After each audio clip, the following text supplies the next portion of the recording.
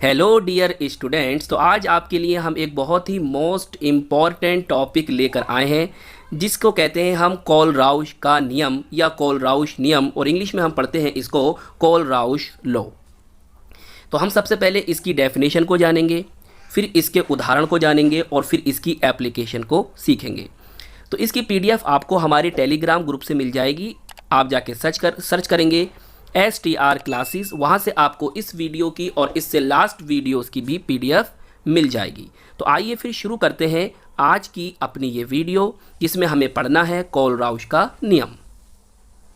देखिए कोलराउश का नियम, कोलराउश लॉ क्या है, ध्यान से समझेंगे। अनंत तनुता पर किसी विद्युत अपघट्य की मोलर चालकता का मान उस विद्युत अपघट्य के धनायन तथा ऋणायन की मोलर आयनिक चालकता के योग के बराबर होती है। हमने क्या सीखा? हमने सीखा अनंत तनुता पर, इन्फिनिट डाइल्यूशन पर किसी विद्युत अपघट्य, किसी इलेक्ट्रोलाइट की मोलर चालकता, मोलर कंडक्टिविटी का मान।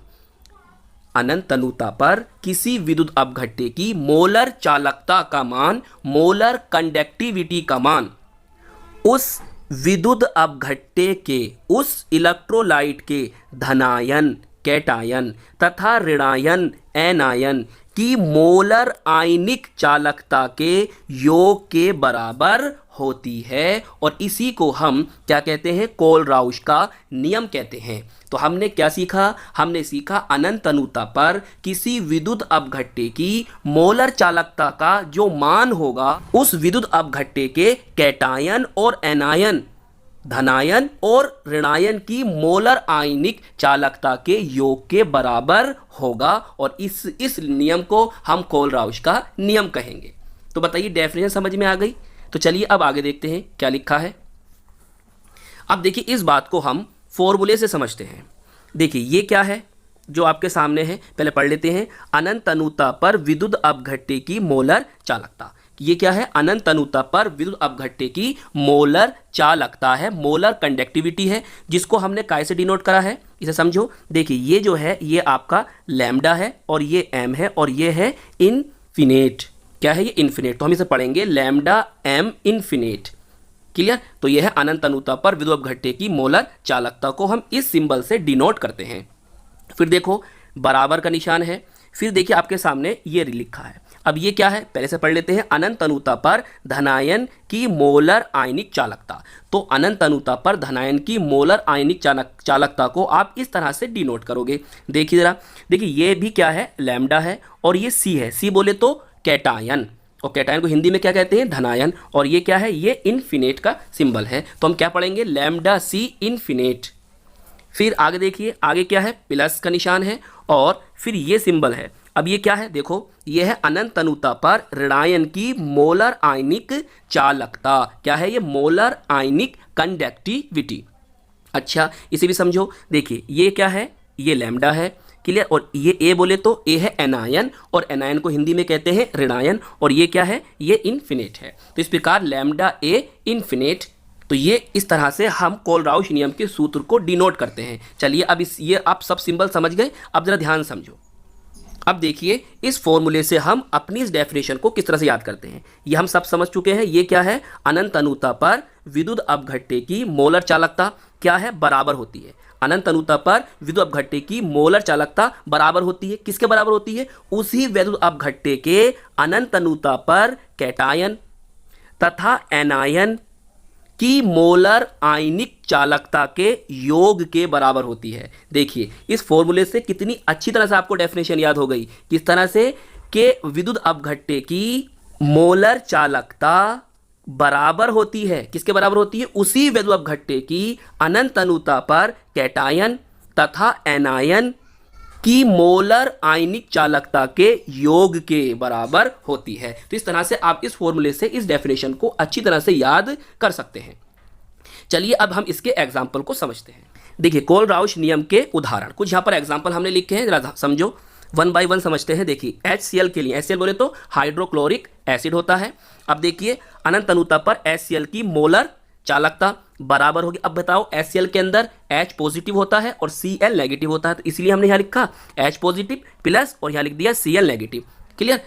ओके, तो HCl की मोलर चालकता बराबर है किसके? H पॉजिटिव और Cl नेगेटिव की आयनिक मोलर चालकता के योग के। क्लियर? तो डिनोट तो आप कर ही लोगे इसको। अब देखिए यह है आपके पास कौन है? यह है CH3COOH जिसे हम कहते हैं एसिटिक अम्ल। और IUPAC नेम क्या होता है इसका? कॉमन नेम तो इसका एसिटिक अम्ल होता है और IUPAC नेम होता है इसका इथेनोइक एसिड, इथेनोइक अम्ल। अब देखिए इसकी मोलर चालकता अनंत अनुता पर क्या होगी? बराबर। अब इसके अंदर CH3COO नेगेटिव एनायन होता है और H पॉजिटिव कैटायन होता है, तो बस इन दोनों क्या कर दीजिए? प्लस करके योग कर दीजिए इनका। क्लियर? तो इस प्रकार से आप CH3COOH की अनंत अनुता पर मोलर चालकता को निकालोगे। क्लियर? ये बात समझ में आ रही है ना? सिंबल तो मैं आपको समझा चुका हूँ, तो किस तरह से पढ़ेंगे इसको? चलो पढ़ के बता देता हूँ। लैम्डा M इन्फिनेट बराबर lambda H positive infinite plus lambda CH3COO negative infinite.